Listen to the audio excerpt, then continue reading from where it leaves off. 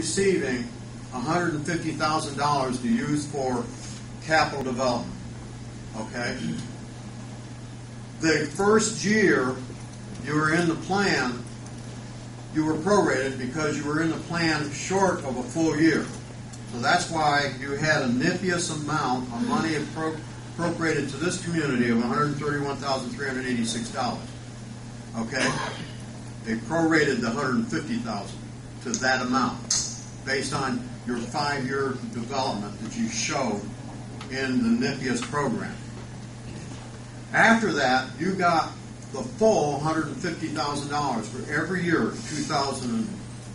I believe it was 2002 because it's 2003 you got your grant. So in 2003, 4, 5, 6, 7, 8, 9, and 2010, you're getting $150,000 in grant money available to you to file for a grant for use of development of this airport. Okay? Now, 2003 to 2007, the actions did not happen, and you actually, in fact, turned back amount of money because you're only allowed to hold it, roll it over. You can roll the $150,000 over for 3 years. If it goes into the 4th year, the money in that 4th year reverts back. You don't have it anymore. It disappears. And you did do that 1 year. You lost $150,000 because there was no action. I believe it was for 4 years, and that's the reason why that distance between 2003 and 2007 roughly. That 1 year, you lost it, and you still had left over $581,386 of non-primary entitlement money, because that's all you've been receiving at this point. That's what the $150,000 is for non-primary entitlement. Now, what I'm saying, entitlement money, it's entitlement money for you to spend for capital development. It's not your money. It is money that's dedicated to you that you can keep for 3 years, roll it over, or you can advance it for a project at that specific site that has been approved to be put into the NIPIAS plan, System of Airports, National System of Airports. I'm getting too technical sometimes. No, because it sounds to me like we were given $150,000 every year. They held on to it to collect interest. Correct. And didn't do anything with it 1 year and lost the money. Correct. There was a dispute. The council, there was a dispute between the city-county. Well, that's what I think needs to be pointed out here, is that for several of those years, this was a joint city-county. City-county, that's correct, at that time. And it wasn't until, what year was it? 2007 that it became strictly a city. And then you started... So up until 2007, you had a joint city council. Then you started to get smart about it, and you said, oh my goodness, we got this money, we need to do something with it. And so it makes a lot of sense that, well, okay, we got it, we can do it. Because you're already committed. But that makes a lot of sense why the county wanted to get rid of it. I mean, they didn't want that finance on their hands. They didn't want to deal with that money. Well, actually, I think it's a good thing if somebody can say that it's actually self-sustaining, it's making money for you. That's a... Well, but what you had to do in return, I mean, there's no way out after that, is what you're telling me, right? Well, why would you want to get out of something that makes money? Well, what I'm saying is... I mean, I'm just asking the question. It makes sense. So...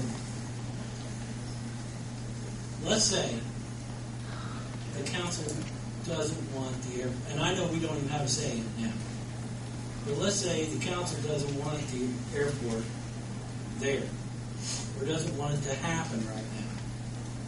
Okay? Then what you're saying is we still have to hold to the FAA to their guidelines for that airport. To be a sustainable airport, basically, to be able to use it. Am I correct?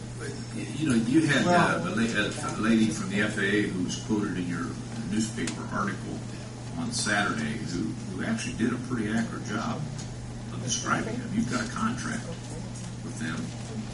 The contract in this particular situation was to bring it into compliance. And that decision was made really before this city council even came into being. So I think at this point you're probably looking at either closing it or improving it to meet FAA standards. If you close it, then you have risk that, nobody's sitting here tonight, I don't want to be misquoted as saying I'm telling you that you better start digging into your pocketbook, but there's risk in that, because that's up to the FAA, and nobody here tonight can tell you for sure what the FAA is going to do under that circumstance.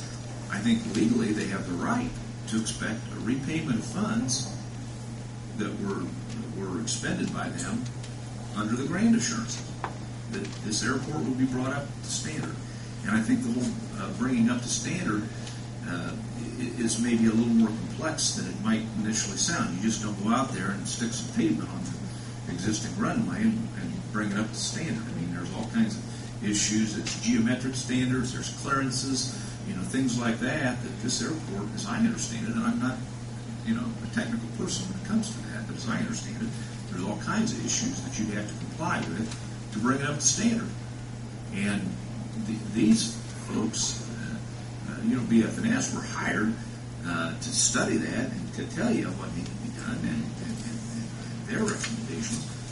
It's going to be too complicated to try to do it in current alignment. If we realign it, it can be done. Go ahead. Can I try to clear something back just a little bit for you? When the airport was the Greensburg, Decatur County Airport, I wasn't on the board, but I was instrumental in helping to get the city to get on board to go for a bigger airport for the city. The county at that time paid $10,000 in maintenance, and the city paid $10,000 in maintenance every year. In 2006, I believe it was when the city came on board that they wanted a better airport for the facilities in Greensburg to take care of last minute parts and whatever. And in the process, the city approached the county if they would relinquish it. It wasn't that the county wanted to get rid of it. The county really, to be honest with you, wanted to hold on to it because they had the ability to keep it from advancing. But we finally convinced the county council and the county commissioners to relinquish control of it. And that's what happened in 2007, and then the present airport board was established April 2007. And that's how it came about. And since then, the city and the county no longer put in $20,000 total, and it's self-sustaining at this point in time. I can't say that forever it will always be self-sustaining because I can't look into the future of it. But that's how it actually came about. Are you agree with that way, John? Yes. And actually, the county, I remember I was at the meeting when Mayor Manus went to the county council and asked the county, would you please join in with the city to expand the airport? He wanted it to be a city-county juncture. They weren't interested. They didn't want to be involved in it, but they did agree they would cede it over to the city for the purpose of expansion. They were kind of hesitant. Like I said, they would cede it only if the city would use it for expansion. They just didn't want to give it away. But that's how it came about. We're still in the planning phase, am I correct? We have been for quite some time. I emailed a couple of people from the FAA today, and this gal,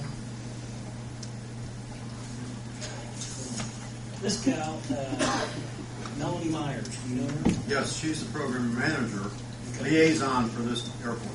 This is a question that I asked her. I said, my name is Bill Wenning. I'm a city council member from the city of Greensburg. We are having a joint meeting tonight with the Board of Aviation Commissioners. I know this question will come out tonight, that if we back out of accepting the grant before the environmental is back, will we or will we not have to pay anything back? I was under the understanding that this was a grant, not a loan, and as long as we did not accept the environmental, then no monies would have to be paid back. Can you clear this up? This is what she sent me back. An application has been submitted to the FAA for the reimbursement of fees related to the environmental work done to this point. At this time, a grant has not been given to the Greensburg BOAC for these fees. Grants for environmental work fall into the planning category, as there is no guarantee that the proposed project will become reality. Therefore, should the project not come to fruition any grant monies taken for the environment